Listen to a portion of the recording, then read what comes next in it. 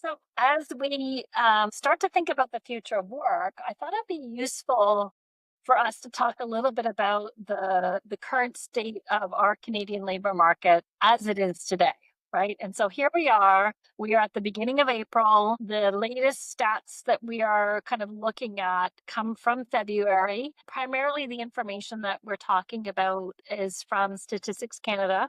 And Vivek knows I'm like hyper focused on Canadian context True. and Canadian 100%. data because we want to be able to support people in the KW area. We want to support Canadians, and we also know that Canada is not just a little USA. We have our I agree.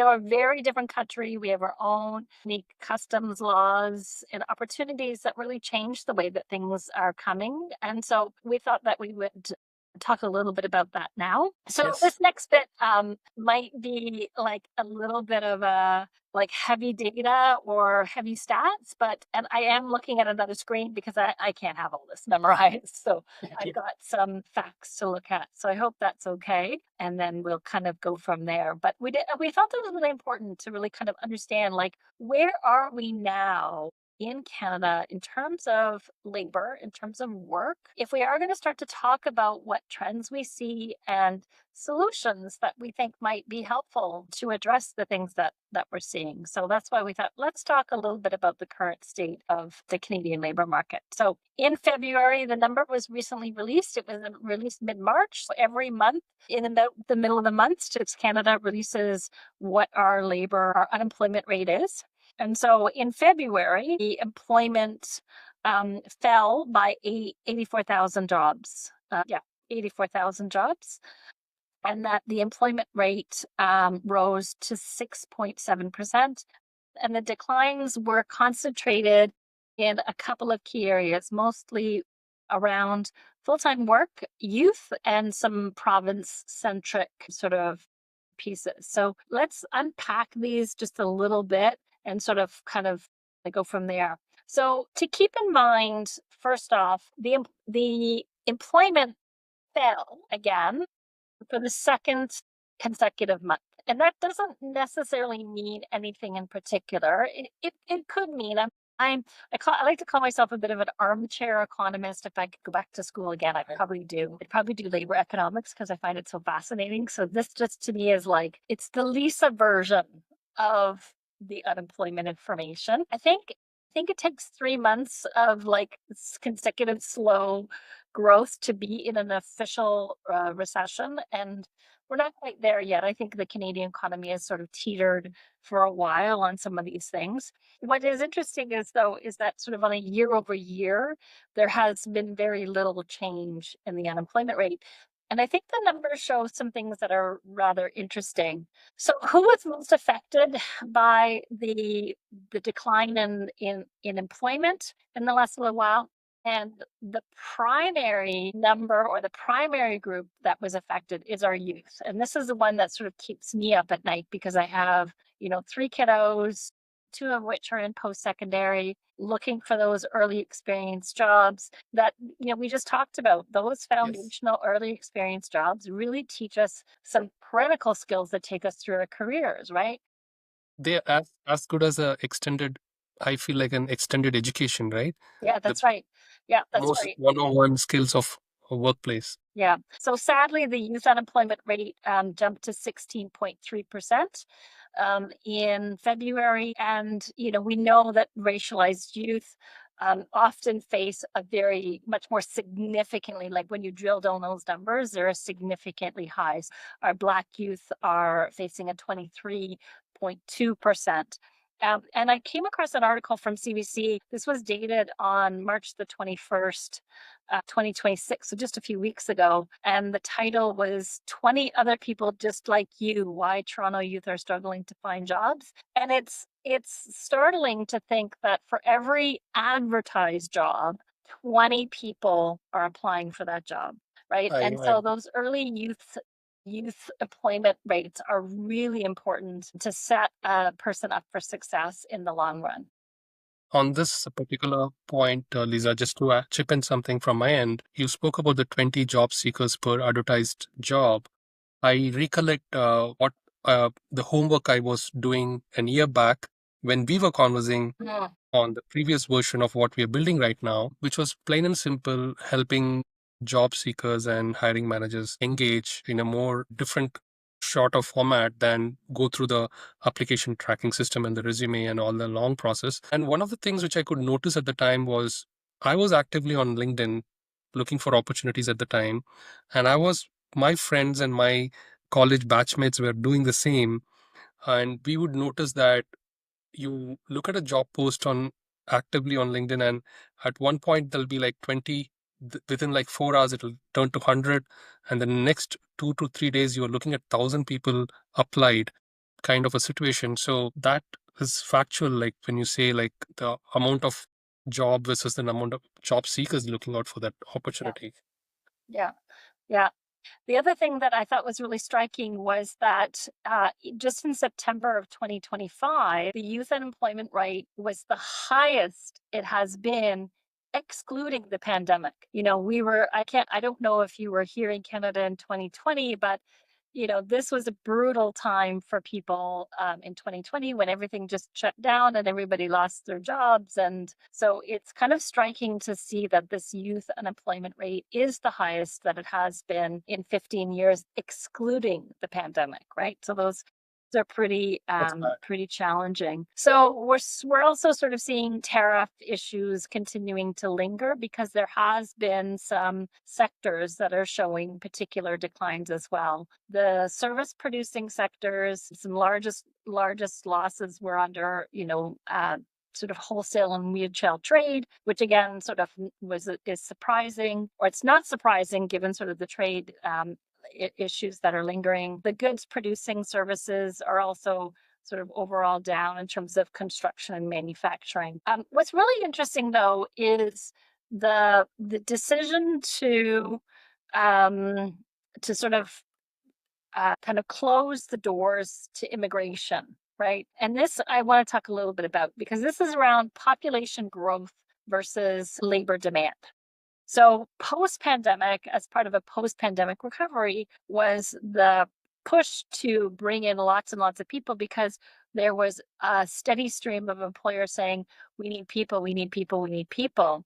We had this sort of rapid rebound post pandemic. We saw this huge population growth in 2022, 2024. That increase in labor force rapidly outpaced job creation, right? So you have a post pandemic recovery, employers demanding the need for people, bringing in a lot of people, jobs can't keep up, right? However, as the governments have shifted and policies have changed, we've now seen population growth not even just stall, but actually kind of like stagnate and recede. And so there's this sort of thing called a break even point Hmm. where there are fewer jobs needed to keep up with this unemployment rate. But really, it's kind of deceiving, right?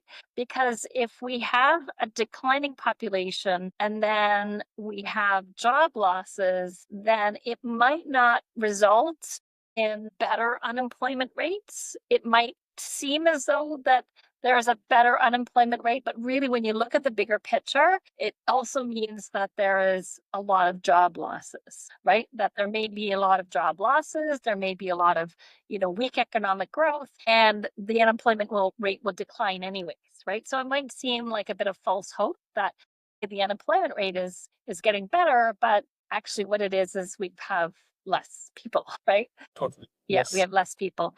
And so what we might see, I don't know because I'm not a policy expert. I don't know, but there might be some pressure um in terms of of sort of revisiting the immigration policy, like reevaluating the immigration policies because those employers will say, look, we still have labor shortages. We still can't find the right people, right? So there might be some really interesting things happening in the next year or so that really is pointing to some of these other underlying things, a shrinking population. Also, the other one is that the baby boomers are retiring, right? So as the baby boomers, which there are lots and lots and lots of them, exit the labor market, we have a declining population. Even though we have weak economic growth, the unemployment rate might look good, but really it's because of some of these underlying issues. And the real issue is where are we at with skills and skills to match what employers need, right? Yeah, kind of considering that, Lisa, you covered some interesting starting from the the some roles or some industries where there is unemployment, the growth, right? My wife is working in the automobile segment, and though they were not, the organization wasn't affected. I have read about a lot of big plans which had gone down, from operations, and that is like rapid jump in the unemployment number on that side, Wow. huge employment losses.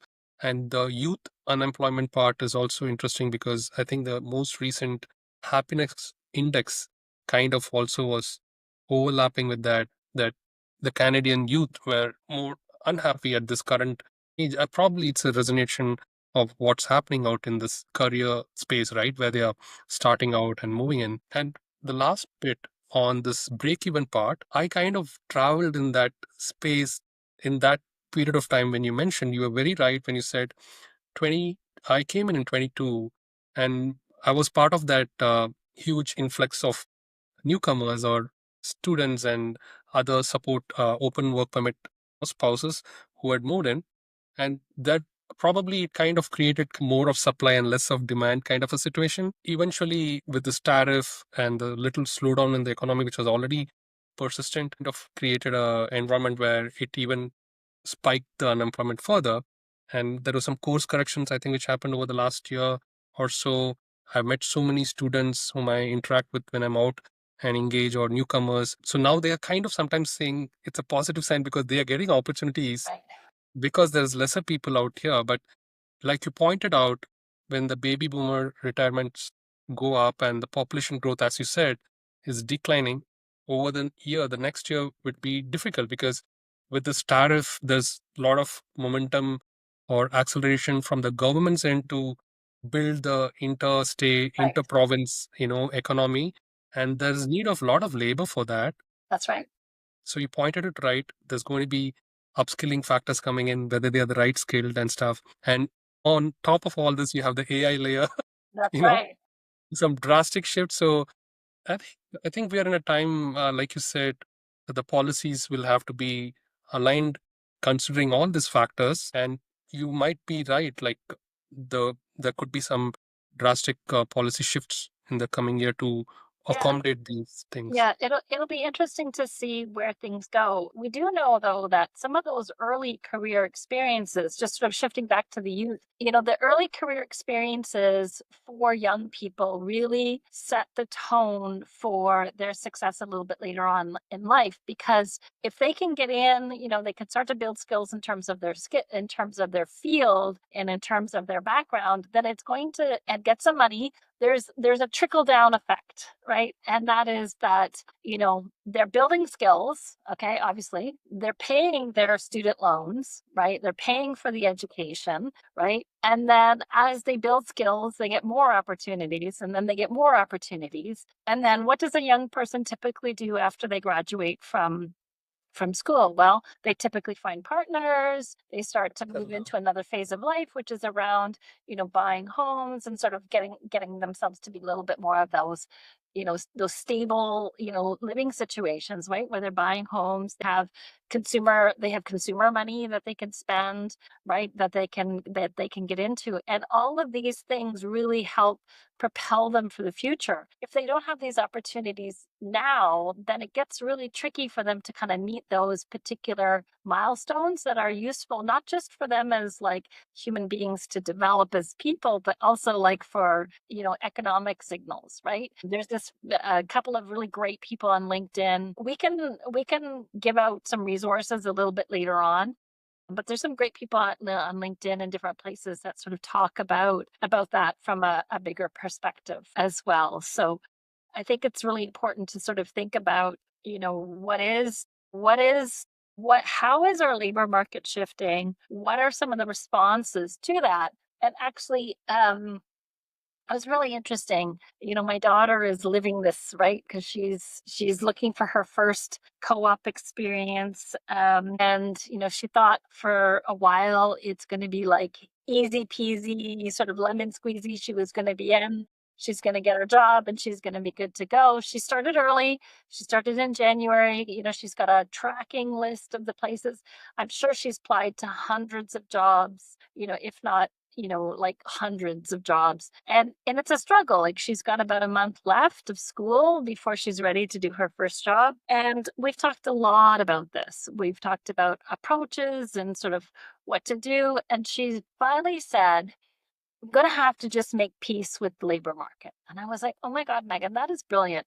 It's around helping them to pivot to the things that they need to be doing to get to where they want to go, rather than continuing to have these expectations that she's going to get, an engineering co-op job making 35 bucks an hour right off the bat. Like that's just not going to happen, right? So, she's been making peace with the labor market by looking at a broader set of opportunities, by looking at different geographical locations, by applying to different things, and even, building, plan B, plan C, plan D, right?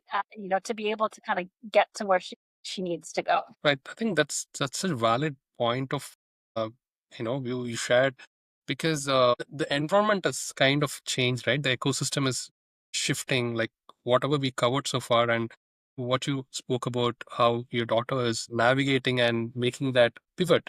Okay, let's not look at the most standard way how things are done, and let's look at evolved ways of finding those opportunities and having those plan B, plan C. I think we are at a point where every day today, because of this AI being also becoming an influencing layer, it's expecting us to make those changes, or else, like, if I mean, I hear some thought leaders who kind of put it as a tsunami kind of an effect. You don't know that the waves are, you know going in order to come back, Right. right? And it's best time to go to the uphills or find the path and navigate at this point. So good Yeah. point of view on that.